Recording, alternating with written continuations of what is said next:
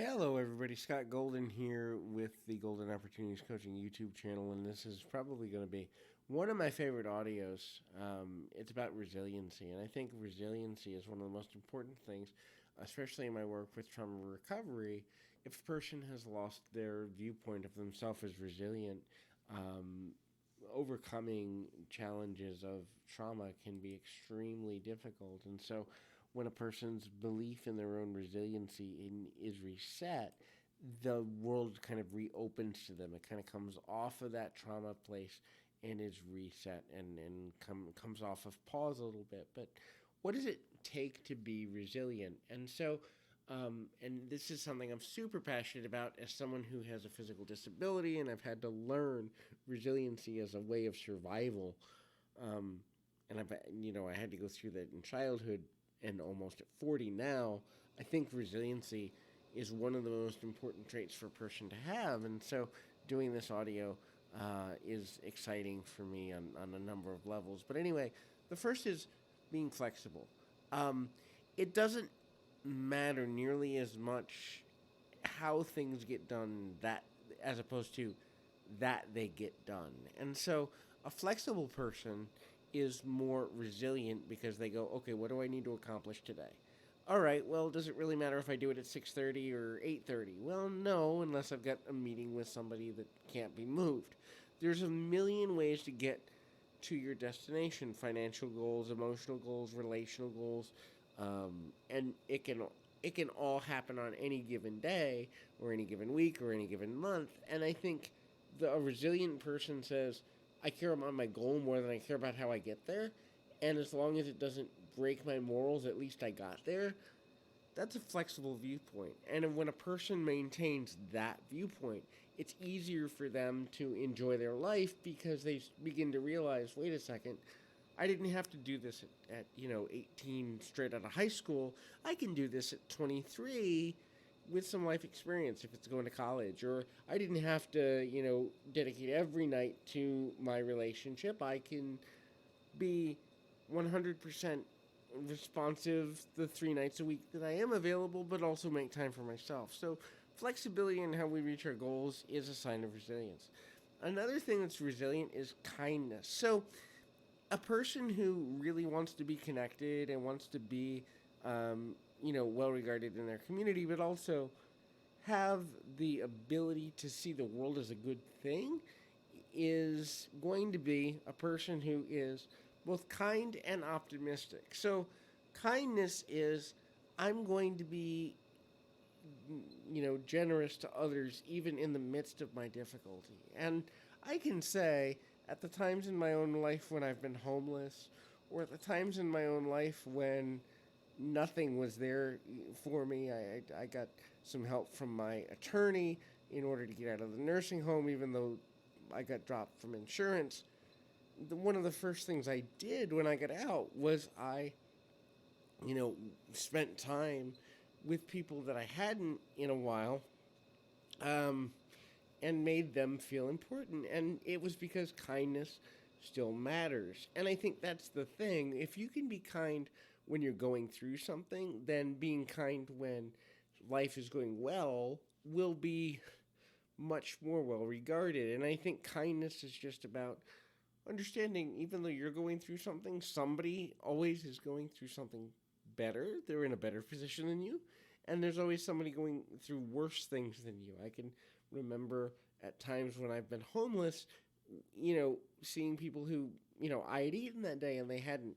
Or maybe I had a place to go for the night, just to be warm, and they didn't. And there's always a way to kind of look on the bright side. And so a resilient person is a person who looks for a positive outcome in a negative situation. It doesn't mean that they ignore, hey, I'm short this month on my bills, but 3 months from now it could be better. Or I'm out of this relationship, but maybe I could meet this person who's right around the corner that's better for me.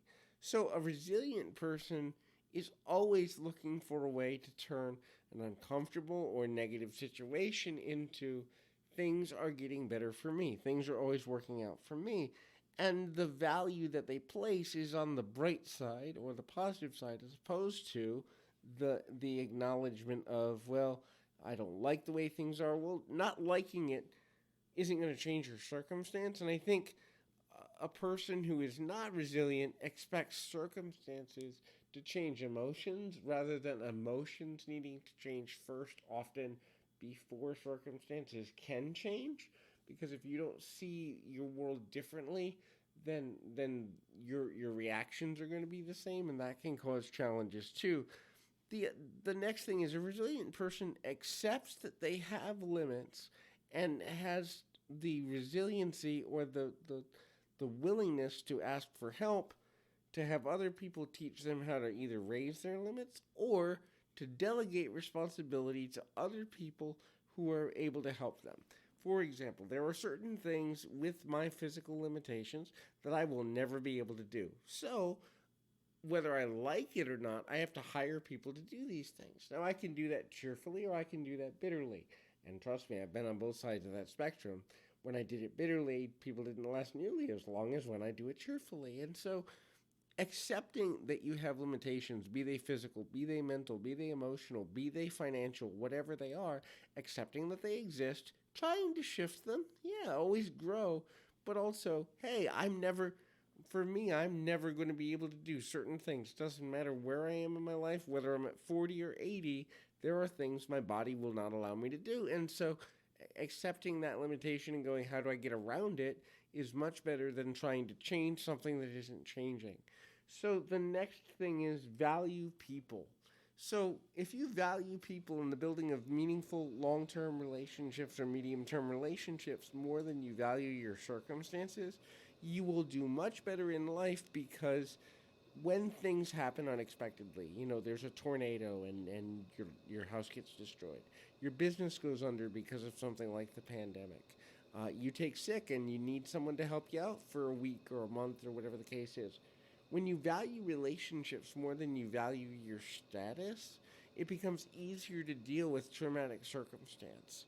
And I can honestly say, due to mistakes I made in judging a couple people's character, I can look back and say I lost some valuable relationships because I didn't value people at an earlier point in my life as much as I should have. But I've learned from that and grown from that. And one of the things that I help people to do is to evaluate, is this person benefiting your life or costing you your life?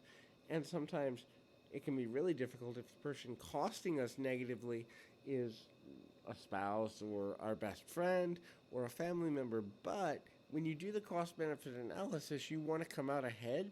And if there are people or groups of people that are causing you to come out behind, it's better to let go of them before it gets worse. The next thing is admit weaknesses. Look, we all have them.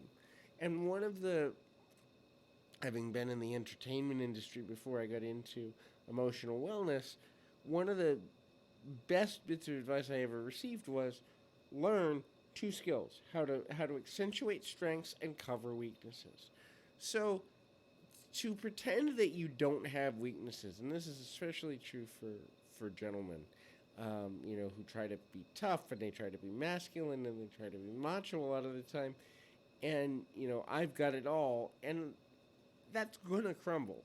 If you could say, I'm not good at this, I need to farm it out, I need to find someone else to do it, or I need to learn how to do it better, or I need to take a different view of it, you're much better off, because weaknesses do two things. One, they free you up to play to your strengths.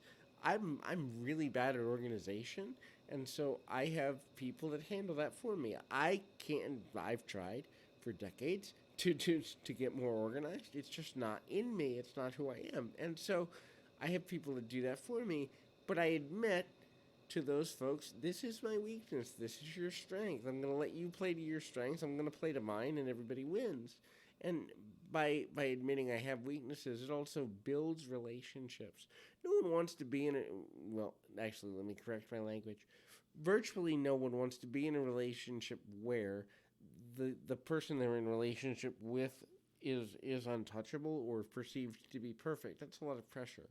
So when you admit a weakness, you're also building an emotional bond. Hey, this person has weak points just like me. They're not going to judge me for mine because I won't judge them for theirs. Is a really valuable approach. The last one is understanding. There's probably one of the most valuable things in the world. Rejection, unless you're told it's personal, meaning I don't like you as a person or whatever the case may be, isn't always personal. And so there are many reasons to get rejected for things. And unfortunately, a non resilient person may hang on to the trauma of being rejected because they take it personally when it was never intended to be personal. For example, you apply for a job, you don't know that there's 87 other people that applied. You getting not hired doesn't mean that the hiring manager didn't like you as a person. It might mean that ultimately they found somebody who was a better fit or who took less money or who lived closer or who had other skills they could turn into another position. You getting turned down for a date might mean that this person isn't over their ex or has mental or emotional health issues or doesn't see you in that light and doesn't want to lead you on. There's a million reasons why rejection doesn't have to be personal. And so when we depersonalize rejection, it makes us more resilient by default. So hopefully this has been helpful. I encourage you to keep your feet on the ground, your mind in the moment. Until next time, everybody.